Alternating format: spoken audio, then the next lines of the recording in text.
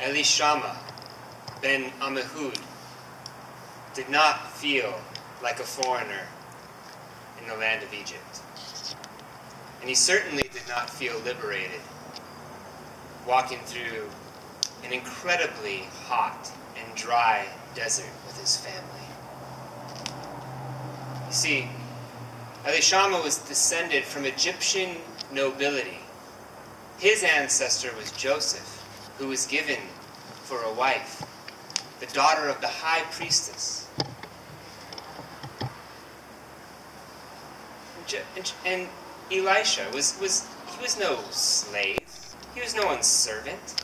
He was a tradesman. He had an honorable profession as a blacksmith.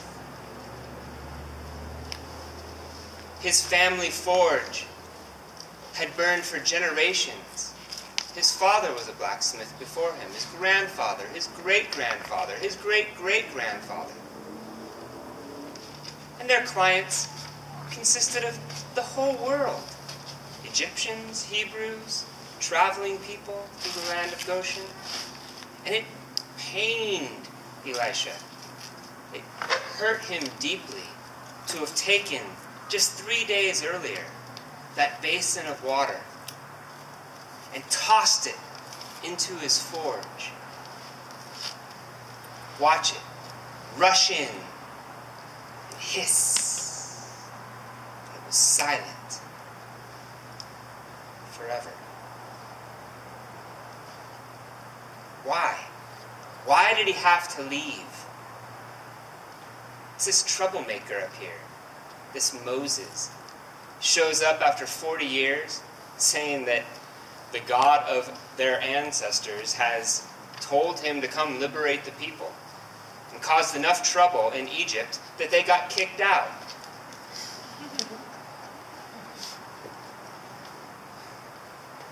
Says that he serves this God we haven't heard from for generations.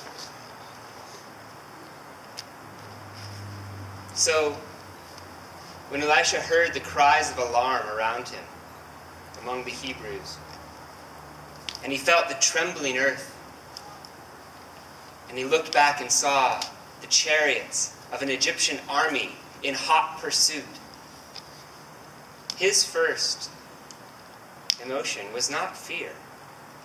It was relief. Finally, Pharaoh's coming to rescue us, to put an end to this madness. But no sooner did he feel relief than he was overwhelmed by confusion, because this misty haze that had been in front of them, disabling their view of what was ahead, lifted all of a sudden from the earth, revealing a wide body of water, blocking their path. And it traveled over their head and came crashing down behind them, blocking the path of the Egyptian army. And a gale-forced wind began to blow around them, stinging their faces. And as he covered his children, he noticed that the sea began to move aside, to the right and to the left, revealing a path through the midst of it. And it was all that he could do to just simply put one foot in front of the other and follow as the whole group moved into the midst of the sea, down the steep decline, past the coral, onto the sandy floor. It seemed like they walked for days across that sea. During that time, Elisha felt something rising up inside of him that wasn't pride. It wasn't a sense of his value as a citizen and as a person who did fine work. It was awe, and a sense of his own essential smallness. How could he have been so wrong? about this God of his ancestors. Slowly, the company made their way up the far side.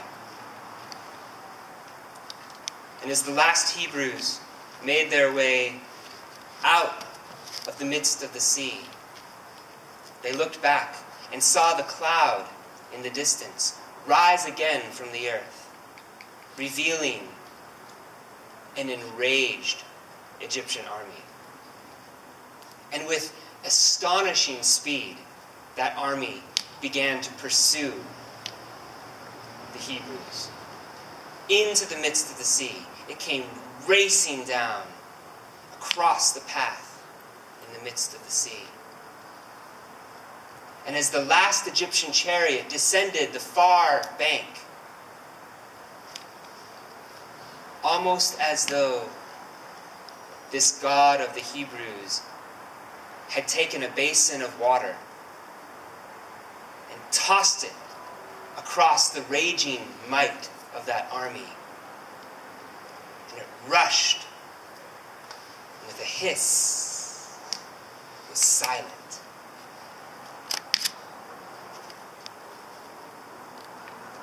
It was almost as though there was never an army in the first place. Almost as though there was never a path in the middle of the sea. It was so calm.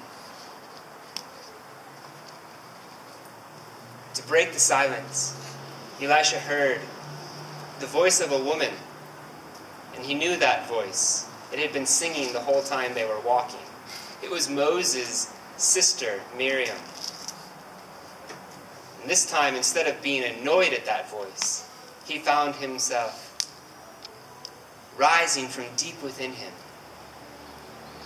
this faith, this trust in the God of his ancestors. And he knew that he had a new life in front of him, and that he would teach his children the ways of this God. And so he lifted up his children onto his shoulders, and he joined his voice in Miriam's song. I will give thanks to the Lord, who is high and lifted up. Horse and rider he has cast into the sea.